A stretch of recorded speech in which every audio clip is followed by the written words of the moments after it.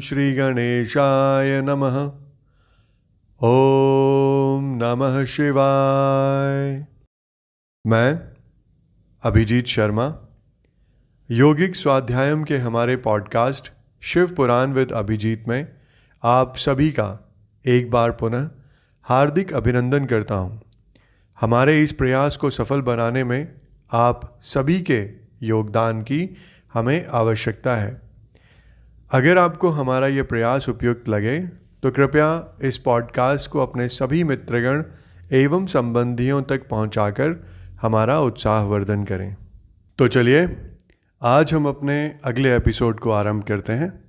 आज हम श्री शिव पुराण के दूसरी संहिता रुद्र संहिता के दूसरे खंड, जिसे हम सती खंड के नाम से भी जानते हैं, उसके 16वें अध्याय से आगे बढ़ेंगे। 16वां अध्याय, जिसका शीर्षक है ब्रह्मा जी का रुद्रदेव से सती के साथ विवाह करने का अनुरोध, श्री विष्णु द्वारा अनुमोदन और श्री रुद्र की इसके लिए स्वीकृति। यहाँ पर ब्रह्मा जी कहते हैं, श्री विष्णु आदि देवताओं द्वारा की हुई उस स्तुति को सुनकर सबकी उत्पत्ति के हेतु भगवान शंकर बड़े प्रसन्न हुए और जोर जोर से हंसने लगे। मुझ ब्रह्मा और विष्णु को अपनी अपनी पत्नी के साथ आया हुआ देख महादेव जी ने हम लोगों से यथोचित वार्तालाप किया और हमारे आगमन का कारण पूछा। रुद्र बोले, हे हरे, हे विधे तथा हे देवताओं और महर्षियों, आज निर्भय होकर यहाँ अपने आने का ठीक ठीक कारण बताओ। तुम लोग किस लिए यहाँ आए हो और कौन सा कार्य आ पड़ा है, वह सब मैं सुनना चाहता हूँ, क्योंकि तुम्हारे द्वारा की गई स्तुति से मेरा मन बहुत प्रसन्न है। हे मुने, महादेव जी के इस प्रकार पूछने पर भगवान विष्णु की आज्ञा से मैंने वार्तालाप आरंभ किया। मुझ ब्रह्मा ने कहा कि हे देवदेव महादेव, करुणा सागर, हे प्रभो, हम दोनों इन देवताओं और ऋषियों के साथ जिस उद्देश्य से यहाँ आए हैं उसे कृपया सुनिए। वृषभध्वज, विशेषतः आपके लिए हमारा यहाँ आगमन हुआ है, क्योंकि हम तीनों सहार्थी हैं। सृष्टि चक्र के संचालन रूप प्रयोजन की सिद्धि के लिए एक दूसरे के सहायक हैं। सहार्थी को सदा परस्पर यथा योग्य सहयोग करना चाहिए, अन्यथा यह जगत टिक नहीं सकता। हे महेश्वर, कुछ ऐसे असुर उत्पन्न होंगे जो मेरे हाथ से मारे जाएंगे, कुछ भगवान विष्णु के और कुछ आपके हाथों नष्ट होंगे। हे महाप्रभो, कुछ असुर ऐसे होंगे जो आपके वीर से उत्पन्न हुए पुत्र के हाथ से ही मारे जा सकेंगे। हे प्रभो, कभी कोई विरल ही असुर ऐसे होंगे जो माया के हाथों द्वारा वध को प्राप्त होंगे। आप भगवान शंकर की कृपा से ही देवताओं को सदा उत्तम सुख प्राप्त होगा। घोर असुरों का विनाश करके आप जगत को सदा स्वास्थ्य एवं अभय प्रदान करेंगे। अथवा यह भी संभव है कि आपके हाथ से कोई भी असुर ना मारे जाएं, क्योंकि आप सदा योग युक्त रहते हुए राग द्वेष से रहित हैं तथा एकमात्र दया करने में ही लगे रहते हैं। हे ईश, यदि वे असुर भी आराधित हों, आपकी दया से अनुग्रहित होते रहें, तो सृष्टि और पालन का कार्य कैसे चल सकता है। अतः वृषभध्वज, आपको प्रतिदिन सृष्टि आदि की उपयुक्त कार्य करने के लिए उद्धत रहना चाहिए।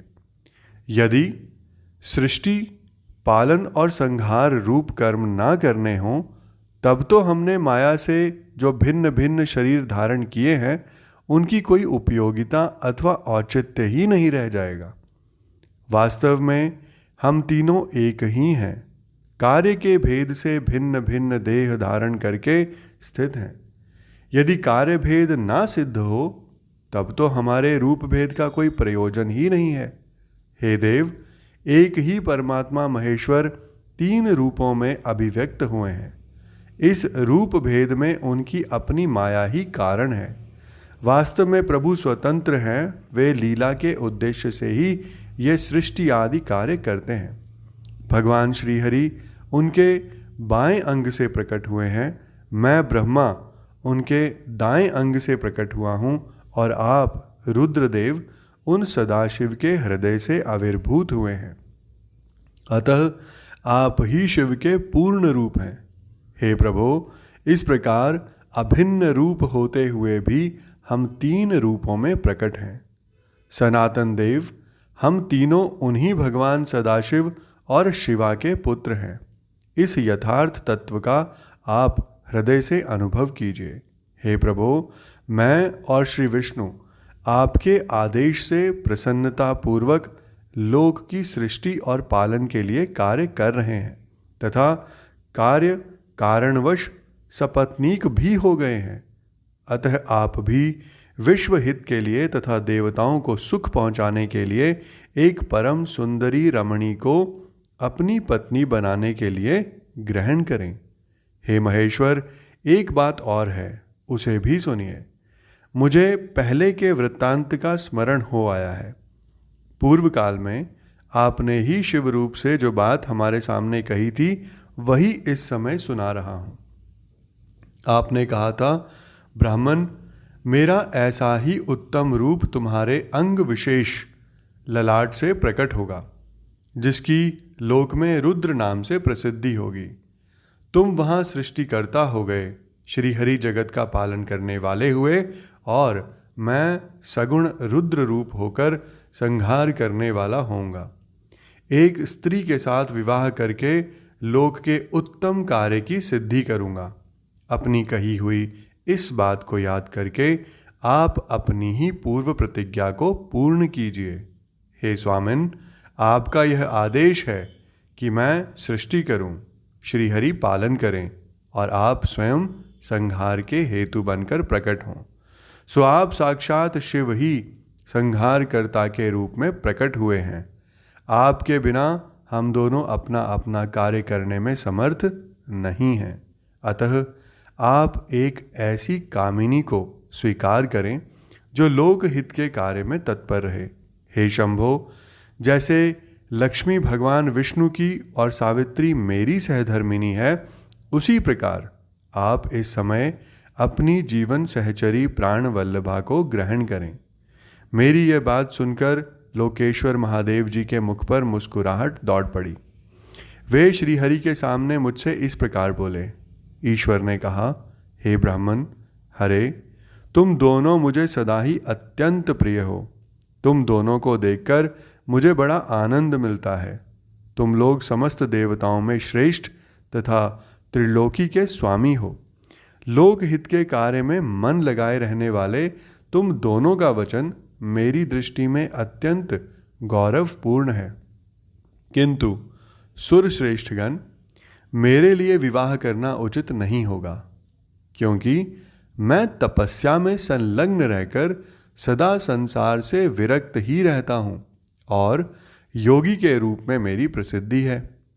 जो निवृत्ति से सुंदर मार्ग पर स्थित है, अपनी आत्मा में ही रमण करता है, आनंद मानता है, निरंजन माया से निर्लिप्त है, जिसका शरीर अवधूत दिगंबर है, जो ज्ञानी, आत्मदर्शी और कामना से शून्य है, जिसके मन में कोई विकार नहीं है, जो भोगों से दूर रहता है तथा जो सदा अपवित्र और अमंगल वेशधारी है, उसे संसार में कामिनी से क्या प्रयोजन है? ये इस समय मुझे बताओ तो सही। मुझे तो सदा केवल योग में लगे रहने पर ही आनंद आता है। ज्ञानहीन पुरुष ही योग को छोड़कर भोग को अधिक महत्व देता है। संसार में विवाह करना पराये बंधन में बंधना है। इसे बहुत बड़ा बंधन समझना चाहिए। इसलिए मैं सत्य सत्य कहता हूँ, विवाह के लिए मेरे मन में थोड़ी सी भी अभिरुचि नहीं है। आत्मा ही अपना उत्तम अर्थ, यह स्वार्थ है। उसका भली भांति चिंतन करने के कारण मेरी लौकिक स्वार्थ में प्रवृत्ति नहीं होती। तथापि जगत के हित के लिए तुमने जो कुछ कहा है, उसे मैं करूँगा। तुम्हारे वचन को गरिष्ठ मानकर अथवा अपनी कही हुई बात को पूर्ण करने के लिए मैं अवश्य विवाह करूँगा, क्योंकि मैं सदा भक्तों के वश में रहता हूँ।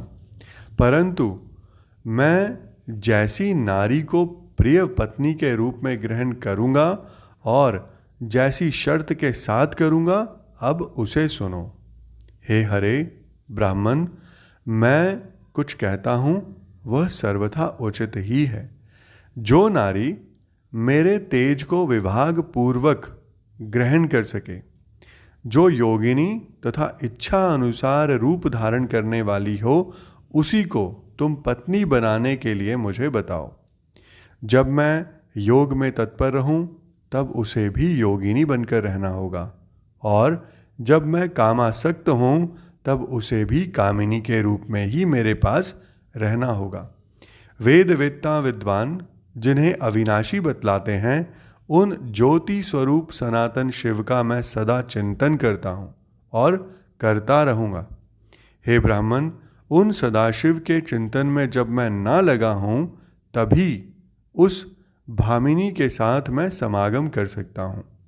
जो मेरे शिव चिंतन में विघ्न डालने वाली होगी, वह जीवित नहीं रह सकेगी। उसे अपने जीवन से हाथ धोना पड़ जाएगा। तुम, विष्णु और मैं तीनों ही ब्रह्म स्वरूप शिव के अंशभूत हैं। अतः महाभागगण, हमारे लिए उनका निरंतर चिंतन करना ही उचित है। कमलासन, उनके चिंतन के लिए मैं बिना विवाह के भी रह लूँगा, किंतु उनका चिंतन छोड़कर विवाह नहीं करूँगा। अतः तुम मुझे ऐसी पत्नी प्रदान करो जो सदा मेरे कर्म के अनुकूल चल सके। ब्राह्मण, उसमें भी मेरी एक और शर्त है, उसे तुम सुनो। यदि उस स्त्री का मुझ पर और मेरे वचन पर अविश्वास होगा, तो मैं उसे त्याग दूंगा। उनकी यह बात सुनकर मैंने और श्री हरि ने मंद मुस्कान के साथ मन ही मन प्रसन्नता पूर्वक अनुभव किया। फिर मैं विनम्र होकर बोला कि हे नाथ, हे महेश्वर, प्रभो, आपने जैसी नारी की खोज आरंभ की है, वैसी ही स्त्री के विषय में मैं आपको प्रसन्नता पूर्वक कह रहा हूँ। साक्षात सदाशिव की धर्मपत्नी जो उमा है, वे ही जगत का कार्य सिद्ध करने के लिए भिन्न भिन्न रूप में प्रकट हुई हैं। हे प्रभो, सरस्वती और लक्ष्मी, ये दो रूप धारण करके वे पहले ही यहाँ आ चुकी हैं। इनमें लक्ष्मी तो श्री विष्णु की प्राण वल्लभा हो गई हैं और सरस्वती मेरी। अब हमारे लिए वे तीसरा रूप धारण करके प्रकट हुई हैं। हे प्रभो, लोक हित का कार्य करने की इच्छा वाली देवी शिवा दक्ष पुत्री के रूप में अवतीर्ण हुई हैं। उनका नाम सती है। सती ही ऐसी भार्या हो सकती हैं जो सदा आपके लिए हितकारिणी हो। हे देवेश, महातेजस्विनी सती आपके लिए, आपको पति रूप में प्राप्त करने के लिए दृढ़तापूर्वक कठोर व्रत का पालन करती हुई तपस्या कर रही है। हे महेश्वर, आप उन्हें वर देने के लिए जाइए। कृपा कीजिए और बड़ी प्रसन्नता के साथ उन्हें उनकी तपस्या के अनुरूप वर देकर उनके साथ विवाह कीजिए। हे शंकर, भगवान विष्णु की, मेरी तथा इन संपूर्ण देवताओं की यही इच्छा है। आप अपनी शुभ दृष्टि से हमारी इस इच्छा को पूर्ण कीजिए, जिससे हम आदरपूर्वक इस उत्सव को देख सकें। ऐसा होने से तीनों लोकों में सुख देने वाला परम मंगल होगा और सबकी सारी चिंता मिट जाएगी, इसमें कोई संशय नहीं है। तदनंतर मेरी बात समाप्त होने पर लीला विग्रह धारण करने वाले भक्त वत्सल महेश्वर से मधुसूदन अच्युत ने इसी का समर्थन किया। तब भक्त वत्सल भगवान शिव ने हंसकर कहा, बहुत अच्छा, ऐसा ही होगा। उनके ऐसा कहने पर हम दोनों उनसे आज्ञा ले अपनी पत्नी तथा देवताओं और मुनियों के साथ अत्यंत प्रसन्न हो अपनी अभीष्ट स्थान को चले आए। फिर ब्रह्मा जी कहते हैं, हे मुने, उधर सती ने अश्विन मास के शुक्ल पक्ष की अष्टमी तिथि को उपवास करके भक्ति भाव से सर्वेश्वर शिव का पूजन किया। इस प्रकार नंदाव्रत पूर्ण होने पर नवमी तिथि को दिन में ध्यान मग्न हुई सती को भगवान शिव ने प्रत्यक्ष दर्शन दिए। उनका श्री विग्रह सर्वांग सुंदर एवं गौर वर्ण का था। उनके 5 मुख थे और प्रत्येक मुख में 3-3 नेत्र थे। भाल देश में चंद्रमा शोभा दे रहा था। उनका चित्त प्रसन्न था और कंठ में नील चिन्ह दृष्टिगोचर होता था। उनकी 4 भुजाएं थीं। उन्होंने हाथों में त्रिशूल, ब्रह्म कपाल, वर तथा अभय धारण कर रखे थे। भस्ममय अंगराग से उनका सारा शरीर उद्भासित हो रहा था। गंगा जी उनके मस्तक की शोभा बढ़ा रही थी। उनके सभी अंग बड़े मनोहर थे। वे महान लावण्य के धाम जान पड़ते थे। उनके मुख करोड़ों चंद्रमाओं के समान प्रकाशमान एवं आह्लादजनक थे। उनकी अंग कांति करोड़ों कामदेवों को तिरस्कृत कर रही थी तथा उनकी आकृति स्त्रियों के लिए सर्वथा ही प्रिय थी।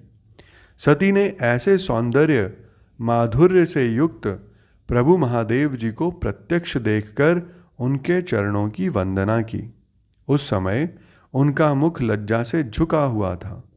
तपस्या के पुंज के फल प्रदान करने वाले महादेव जी उन्हीं के लिए कठोर व्रत धारण करने वाली सती को पत्नी बनाने के लिए प्राप्त करने की इच्छा रखते हुए भी उनसे इस प्रकार बोले।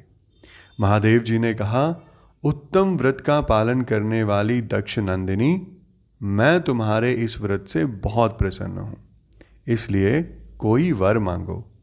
तुम्हारे मन को जो अभीष्ट होगा वही वर मैं तुम्हें दूंगा। ब्रह्मा जी कहते हैं कि हे मुने, जगदीश्वर महादेव जी यद्यपि सती के मनोभाव को पहले ही जानते थे तो भी उनकी बात सुनने के लिए बोले कोई वर मांगो, परंतु सती लज्जा के अधीन हो गई थी।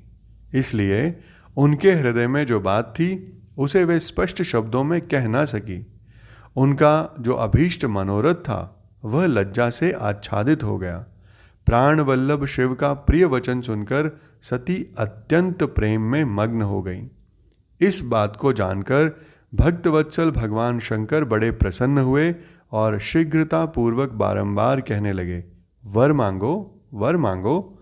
सत्पुरुषों के आश्रयभूत अंतर्यामी शंभु सती की भक्ति के वशीभूत हो गए थे। तब सती ने अपनी लज्जा को रोककर महादेव जी से कहा, वर देने वाले प्रभो, मुझे मेरी इच्छा के अनुसार ऐसा वर दीजिए जो टल ना सके। भक्तवत्सल भगवान शंकर ने देखा सती अपनी बात पूरी नहीं कर पा रही हैं। तब वे स्वयं ही उनसे बोले, देवी, तुम मेरी भार्या हो जाओ। अपने अभीष्ट फल को प्रकट करने वाले उनके इस वचन को सुनकर आनंद मग्न हुई सती चुपचाप खड़ी रह गई, क्योंकि वे मनोवांछित वर पा चुकी थी। फिर दक्ष कन्या प्रसन्न हो दोनों हाथ जोड़ मस्तक झुका भक्तवत्सल शिव से बारंबार कहने लगी। सती बोली, देवादिदेव महादेव, हे प्रभो जगतपते, आप मेरे पिता को कहकर वैवाहिक विधि से मेरा पाणी ग्रहण कीजिए। ब्रह्मा जी कहते हैं कि हे नारद, सती की यह बात सुनकर भक्तवत्सल महेश्वर ने प्रेम से उनकी ओर देखकर कहा, हे प्रिय, ऐसा ही होगा। तब दक्ष कन्या सती भी भगवान शिव को प्रणाम करके भक्ति पूर्वक विदा मांग जाने की आज्ञा प्राप्त करके मोह और आनंद से युक्त हो माता के पास लौट गई। इधर भगवान शिव भी हिमालय पर अपने आश्रम में प्रवेश करके दक्ष कन्या सती के वियोग से कुछ कष्ट का अनुभव करते हुए उन्हीं का चिंतन करने लगे। देवर्षि फिर मन को एकाग्र करके लौकिक गति का आश्रय ले भगवान शंकर ने मन ही मन मेरा स्मरण किया। त्रिशूलधारी महेश्वर के स्मरण करने पर उनकी सिद्धि से प्रेरित हो मैं तुरंत ही उनके सामने जा खड़ा हुआ। तात हिमालय के शिखर पर जहाँ सती के वियोग का अनुभव करने वाले महादेव जी विद्यमान थे, वहीं मैं सरस्वती के साथ उपस्थित हो गया। देवर्षि, सरस्वती सहित मुझे आया देख सती के प्रेम पाश में बंधे हुए शिव उत्सुकता पूर्वक बोले। शंभु ने कहा, हे ब्राह्मण, मैं जब से विवाह के कार्य में स्वार्थ बुद्धि कर बैठा हूं, तब से अब मुझे इस स्वार्थ में ही स्वत्व सा प्रतीत होता है। दक्ष कन्या सती ने बड़ी भक्ति से मेरी आराधना की है। उसके नंदा व्रत के प्रभाव से मैंने उसे अभीष्ट वर देने की घोषणा की। हे ब्राह्मण, तब उसने मुझसे ये वर मांगा कि आप मेरे पति हो जाइए।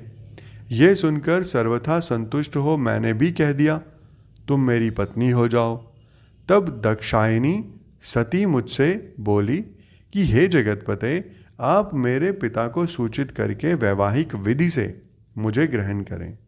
हे ब्राह्मण, उसकी भक्ति से संतोष होने के कारण मैंने उसका वह अनुरोध भी स्वीकार कर लिया। हे विधाता, तब सती अपनी माता के घर चली गई और मैं यहाँ चला आया। इसलिए अब तुम मेरी आज्ञा से दक्ष के घर जाओ और ऐसा यत्न करो जिससे प्रजापति दक्ष शीघ्र ही मुझे अपनी कन्या का दान कर दे। उनके इस प्रकार आज्ञा देने पर मैं कृतकृत्य और प्रसन्न हो गया तथा उन भक्त वत्सल विश्वनाथ से इस प्रकार बोला।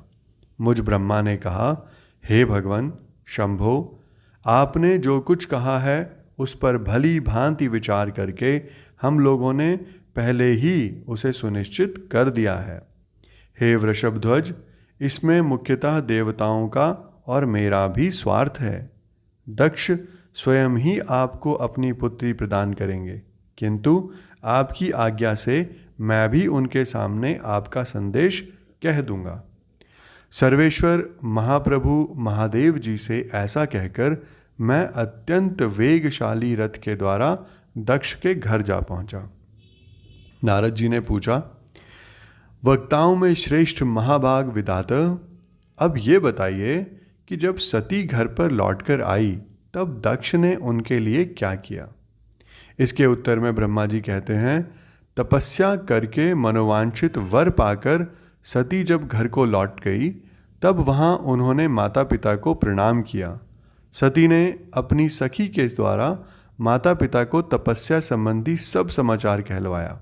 सखी ने यह भी सूचित किया कि सती को महेश्वर से वर की प्राप्ति हुई है। वे सती की भक्ति से बहुत संतुष्ट हुए हैं। सखी के मुंह से सारा वृत्तांत सुनकर माता पिता को बड़ा आनंद प्राप्त हुआ और उन्होंने महान उत्सव किया। उदार चेता दक्ष और महामनस्विनी वीरिणी ने ब्राह्मणों को उनकी इच्छा के अनुसार द्रव्य दिया तथा अन्यान्य अंधों और दीनों को भी धन बांटा। प्रसन्नता बढ़ाने वाली अपनी पुत्री को हृदय से लगाकर माता वीरिणी ने उसका मस्तक सूंघा और आनंद मग्न हो उसकी बारंबार प्रशंसा की। तदनंतर कुछ काल व्यतीत होने पर धर्मज्ञों में श्रेष्ठ दक्ष इस चिंता में पड़े कि मैं अपनी इस पुत्री का विवाह भगवान शंकर के साथ किस तरह करूं। महादेव जी प्रसन्न होकर आए थे, पर वे तो चले गए। अब मेरी पुत्री के लिए वे फिर कैसे यहाँ आएंगे। यदि किसी को शीघ्र ही भगवान शिव के निकट भेजा जाए तो यह भी उचित नहीं जान पड़ता, क्योंकि यदि वे इस तरह अनुरोध करने पर भी मेरी पुत्री को ग्रहण ना करें तो मेरी याचना निष्फल हो जाएगी। इस प्रकार की चिंता में पड़े हुए प्रजापति दक्ष के सामने मैं सरस्वती के साथ सहसा उपस्थित हुआ। मुझ पिता को आया देख दक्ष प्रणाम करके विनीत भाव से खड़े हो गए। उन्होंने मुझ स्वयंभू को यथा योग्य आसन दिया। तदनंतर दक्ष ने जब मेरे आने का कारण पूछा तब मैंने सब बातें बताकर उनसे कहा, प्रजापते, भगवान शंकर ने तुम्हारी पुत्री को प्राप्त करने के लिए निश्चय ही मुझे तुम्हारे पास भेजा है। इस विषय में जो श्रेष्ठ कृत्य हो उसका निश्चय करो। जैसे सती ने नाना प्रकार के भावों से तथा सात्विक व्रत के द्वारा भगवान शिव की आराधना की है, उसी तरह वे भी सती की आराधना करते हैं। इसलिए दक्ष, भगवान शिव के लिए ही संकल्पित एवं प्रकट हुई अपनी इस पुत्री को तुम अविलंब उनकी सेवा में सौंप दो। इससे तुम कृतकृत्य हो जाओगे। मैं नारद के साथ जाकर उन्हें तुम्हारे घर ले आऊँगा। फिर तुम उन्हीं के लिए उत्पन्न हुई अपनी यह पुत्री उनके हाथ में दे दो। ब्रह्मा जी कहते हैं कि नारद, मेरी यह बात सुनकर मेरे पुत्र दक्ष को बड़ा हर्ष हुआ। वे अत्यंत प्रसन्न होकर बोले, पिताजी ऐसा ही होगा। मुने, तब मैं अत्यंत हर्षित हो वहाँ से उस स्थान को लौटा जहाँ लोक कल्याण में तत्पर रहने वाले भगवान शिव बड़ी उत्सुकता से मेरी प्रतीक्षा कर रहे थे। नारद, मेरे लौट आने पर स्त्री और पुत्री सहित प्रजापति दक्ष भी पूर्ण काम हो गए। वे इतने संतुष्ट हुए मानो अमृत पीकर अघा गए हों।